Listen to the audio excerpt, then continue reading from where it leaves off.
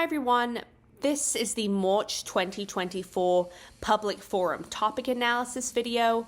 My name is Rachel Mauchline. I am the Assistant Director of Speech and Debate at the Durham Academy in North Carolina. I'm also a staff writer for Champion Briefs, specifically with Public Forum Debate. This video is over the March PF topic, which is resolved in the United States. Collegiate student athletes should be classified as employees of their educational institution. This video is simply a preview of what this topic entails, but if you have any further discussion or desire to learn more, you can do that by checking out this month's Champion Briefs brief, which will be available shortly. This topic analysis is going to have three key components to it. The first of those is kind of examining some strategic considerations with the topic, definitions, components such as that. The second is kind of examining more of the background of the topic, and then finally kind of delving into some of those key arguments that you'll see most likely on this topic. With that, let's just delve straight in. I always like to preface topic analysis, and as I did with previous video topic analysis that I've recorded, that everybody has a different perspective on the topic, and everybody's analysis will be different. That's why I highly recommend in two ways that you consider this. The first is that you take this analysis with an understanding that it is a single perspective, and that you should also conduct your own research. I'm going to talk more about research practices in a moment. The second component is that you take multiple different perspectives. Within this champion brief for this month, you'll have a variety of different topic analysis and a vast amount of arguments. But that is just the starting point, which kind of ties into what I just said about conducting your own research. Topic analysis is ultimately at the discretion of the individual doing said analysis. So take that as you will as you watch this, and it'll give you some ideas for brainstorming arguments, brainstorming positions on the topic. Other things to consider strategically on this topic is that some of you may be sitting there thinking this topic has been debated in other varieties and formats in regards to the area, and that is true. In December of 2017, there was a topic about the Fair Labor Standards Act and about how NCAA athletes could be considered employees. That was in December of 2017. The other time there has been any kind of direct relation to the topic was, I believe, in 2021. NSDA World Schools had a motion that was related to name, image, and likeness laws. Now, let me say, while it's important that you take into account that this topic has historically been debated in some formal fashion, or at least the area has been considered, you should keep in mind that, one, while back files can sometimes be a helpful guide, they should not be determinant of the arguments that you are reading. They can, however, help you when you come to, what are people who are lazy and just going to go to their team's back files going to use. This can be helpful to you, but again, public forum debate is created to be current event-based public forums, which means that you want to have research, analysis, and evidence that is more up to date than 2021 or 2017. So kind of keep that in mind, that while your coaching staff, coaches, alumni may have experience with the area, that is helpful, but it's not going to be the end point for your knowledge on the topic. When it comes to knowledge, and I mentioned that discussing research practices is good, I would highly recommend, especially considering that March is often a time where individuals have some type of break of some form or fashion in schools, that you consider setting up Google News alerts. Google News alerts allow you to get real up-to-date information on the topic. Now, especially with a topic like this one, which is all about the idea of student athletics, we are heading into March. March Madness basketball is coming up. You should be cautious that whatever you put in as your keywords for your Google search notifications, that it's not something like college athletics, because you're going to get all the reports of the Arkansas Razorbacks basketball team and not actually things about student athletic employment, things such as that. NCAA employee national labor relations, all those different keywords and terminologies that you're going to learn as you research, having those set up, which means that even if you are on break, you come back from whatever break you have ready to go with up-to-date information. This is a topic that does have constantly changing components to it, which I'm going to talk about more with the background on the topic. So kind of just keep that in mind. The other component of strategic considerations is looking at the topic itself and kind of analyzing some key terms and phrases. Now again, this topic is specific to the United States. At this point, with the number of US-based topics this year, which April will be great because April is not a US-based topic, no matter which way you vote, this topic is related to the United States, which means that you can limit the scope of your research to US-specific entities. Collegiate student athletes, obviously meaning individuals who are in a post-secondary institution who are competing in an athletic event. Keep in mind, as you do your research, that you don't just spec specific athletic events. You might be thinking like, I love basketball, let me talk about basketball. I love football, let me talk about football. You need to make sure that your analysis is holistic to all student athletes. Also keeping in mind that it's not just male collegiate student athletes, which is sometimes, as I have done my research, kind of the crux of a lot of research, but thinking about it in a holistic sense with gender. The next key term, which I always like to point this out, is the word should. I guess with my policy LD background, should often becomes a question of like, does it mean that it has to be a policy implementation? Does it mean it's a moral obligation? And I love to see debates like that. I think should can mean a variety of different things depending on the team. I do, and my general opinion coaching wise is that this topic is a question of should it happen, not will it happen. Simply because that this topic is got so many moving parts, both legally and logistically, that it's important to keep that in mind. Classified is the next key term. Classification meaning like if an individual can be grouped a certain way, so like classified as an employee or as employees, as the direct wording of the resolution is that can they be given the same rights, abilities, and options that employees are given. That classification gives them the rights that are different from that of a student athlete to that of a student athlete who is employed. What are the benefits of employees that would also therefore go to student athletes?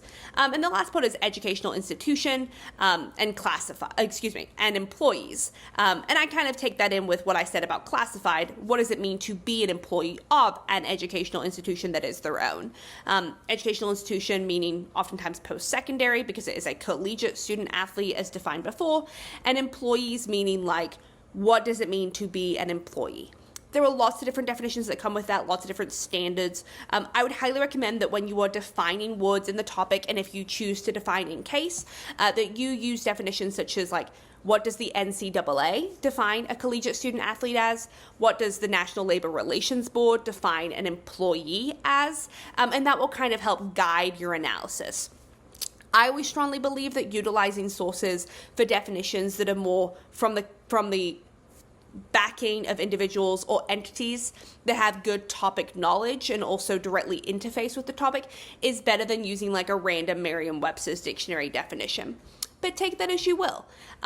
It's important to consider those things and how those definitions will interact.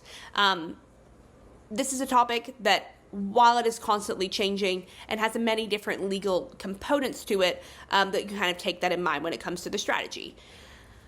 I guess the last component to strategic considerations is oftentimes like people, and I assume, because I always get asked this question, especially teaching more middle school-based students, is what side is easier? I never want to give you the answer to that. I think that this is always a question of what you think the easiest side is, and that sometimes changes based on how the topic changes throughout the month. I will say, though, that I don't have a side preference on this topic in any way, and I'm excited to kind of examine that when we talk about argumentation.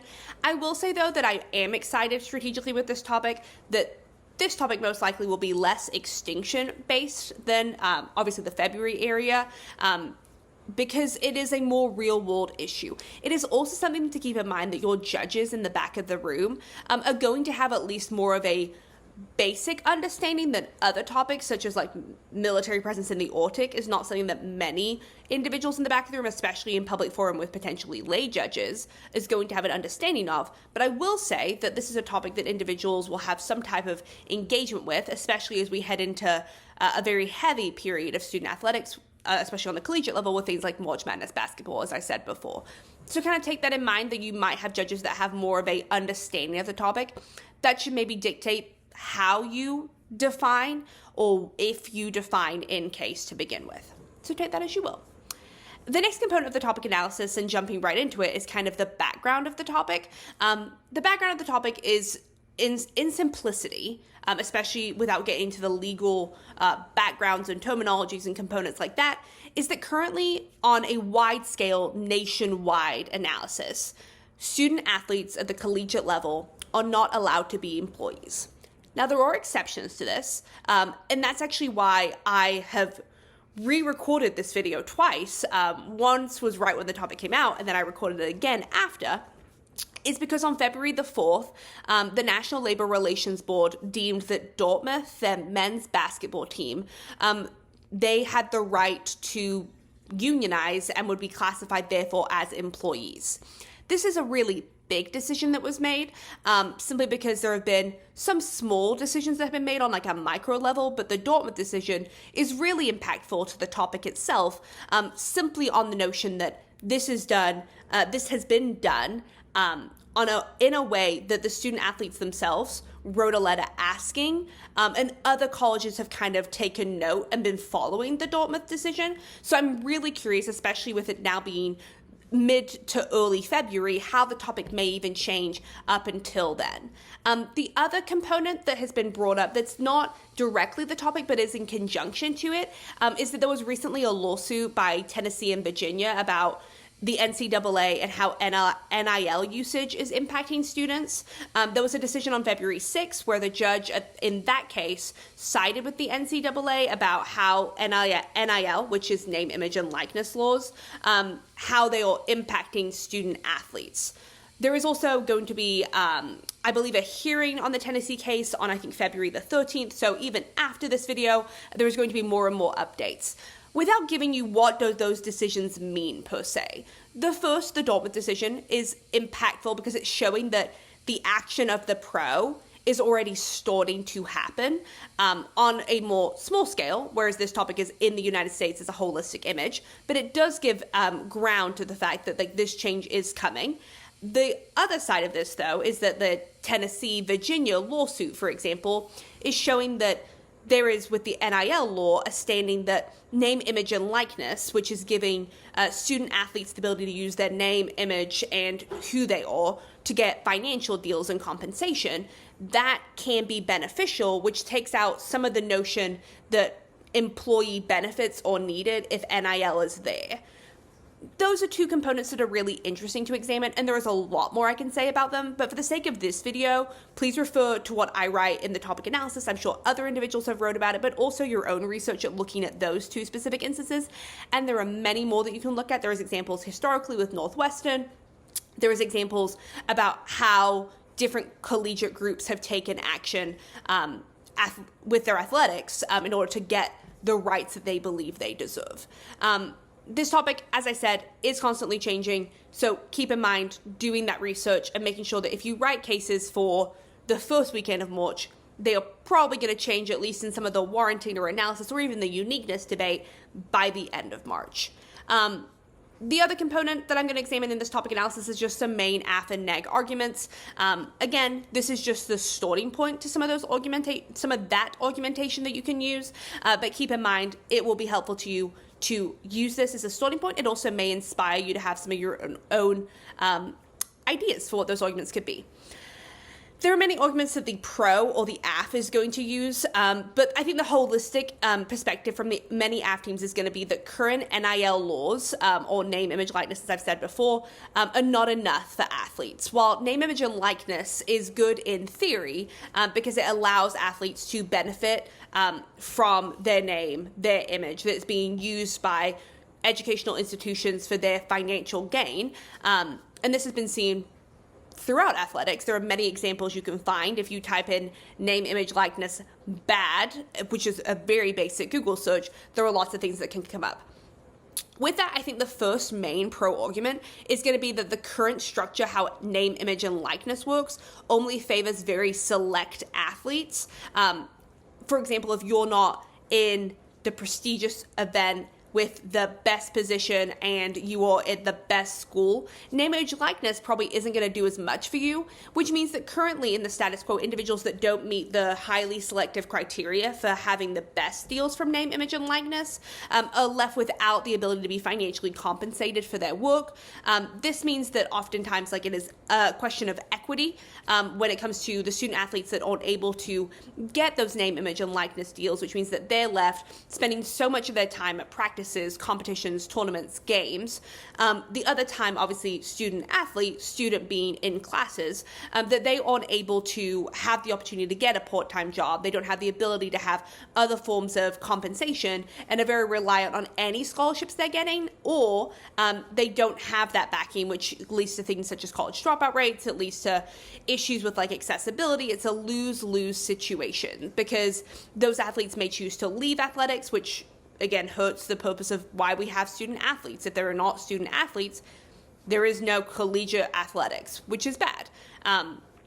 This can be impacted out in a variety of ways, whether it be poverty, whether it be dropout rates, whether it be issues of accessibility. There are lots of things. It's just the current system doesn't work. That's why we need to have the classification of employees. The second one is that currently without employment, student athletes can't achieve their best. And this kind of ties into what I was just saying, but it creates this culture in which, since student athletes are constantly doing actions, it creates this laundry list of issues for these student athletes if they're not able to be classified as employees because they aren't able to succeed academically or in regards to athletics themselves.